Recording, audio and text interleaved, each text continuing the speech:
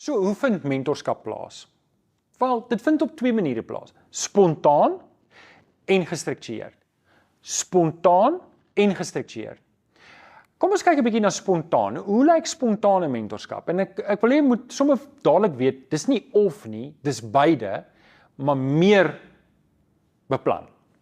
Spontaan of onbeplande mentorskap is reaktiewe mentorskap. Dit is mentorskap wat plaasvind van dag tot dag. Nou, kom ek sê gou-gou, Jesus het baie van dit gedoen, maar Jesus was nooit omkant gevang nie. Hy was nie onbeplan nie. Jesus het geweet wat hy doen en hy weet alles.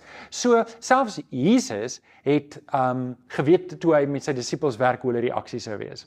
Maar vir my en jou moet ek en jy weet, ek weet nie hoe mense gaan reageer nie. Ek weet nie hoe jy gaan reageer nie. So daar's baie spontane mentorskap wat plaasvind wanneer ons met mense te doen het.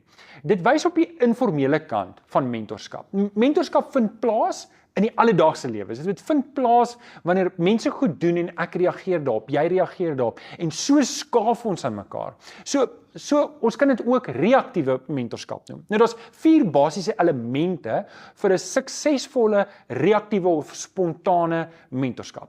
Eerstens is daar moet 'n spontane koneksie wees.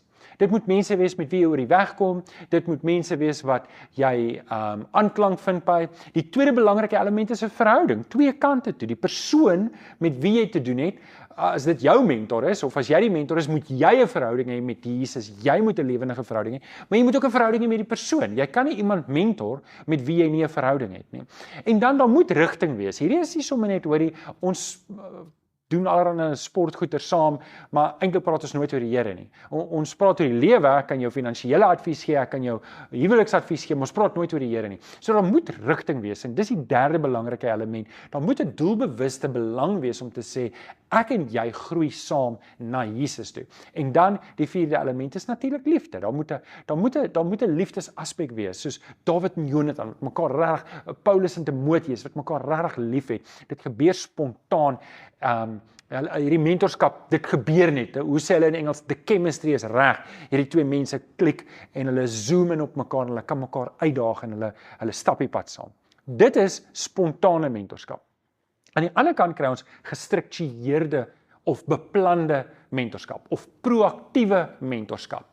Om 'n disipel te maak gebeur nie net van self nie. Dit gebeur nie per ongeluk nie. As ek en jy dit nie beplan en doelbewus doen nie, gaan dit nie gebeur nie. Jy kan nie net mense saamsit en dan word outomaties disippels gemaak nie. Dit moet doelbewus wees. Net soos Jesus doelbewus die disippels gekies het, vir hulle van die begin af gesê, hoorie, hier is my agenda met jou. Volg my en ek gaan jou 'n visser van mense maak. Jesus het presies geweet wat hy gaan doen. Daar was beplanning, daar was 'n struktuur gewees. Wêreldwyd is daar baie Christene, maar hoeveel Christene ken ek en jy wat aktief besig is om disippels te maak? Net om te wys dat dit gebeur nie eintlik net spontaan nie. Daar moet 'n gestruktureerde scène wees. So my en jou taak is om disippels te maak. En dit is een van ons grootste en belangrikste take. Ons kan dit nie net vir kans los nie. Reaktiewe mentorskap is belangrik en is goed, want dit het die warmte van Jesus, dit het die liefde van Jesus, en dit het die samehorigheid, en dit bou maklik verhouding. Maar die mentorskap moet ook op 'n proaktiewe manier plaasvind. Daar moet beplan word, anders gaan daar nie sukses wees nie. En proaktiewe mentorskap is basies gebaseer op 3 elemente. 'n Geskikte mentor, daar moet iemand wees wat regtig die Here dien. En dit beteken, ek kan met iemand 'n pad stap, met ander woorde, wat nie noodwendig eers my beste vriend gaan wees nie. Ek kan met iemand 'n pad gaan stap, bloot net omdat hy al verder en ek is in die Here en hy kan my leer. So ek het 'n geskikte mentor nodig. Ek het 'n geskikte leerplan nodig. Dit moet iemand wees wat woordvas wees en wat vir my kan help om die areas in my lewe uit te daag waar ek moet groei. Net so andersom ook. Wanneer ek iemand mentor op 'n gestruktureerde manier, dan moet ek 'n geskikte leerplan hê. Ek moet weet waar om die ou uit te daag om hom te help om die volgende tree te gee. Dan moet ook 'n geskikte atmosfeer wees.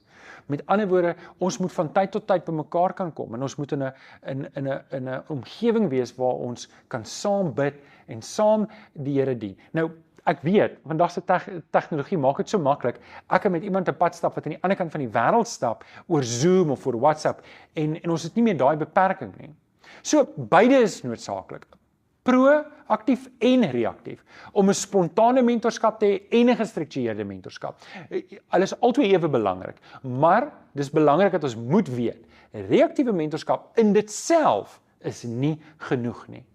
Dit help met die dag tot dag aktiwiteite, dit help met daai liefde en daai warmte, maar dit gee nie vir my die struktuur wat ek nodig het om seker te maak iemand groei in die regte rigting nie. En daarom is 21 tree gebaseer op 'n proaktiewe mentorskap om jou te help om 'n struktuur daar te lê, om iemand se hand te vat en te sê, hier is die 21 tree wat ek en jy moet gee om te groei.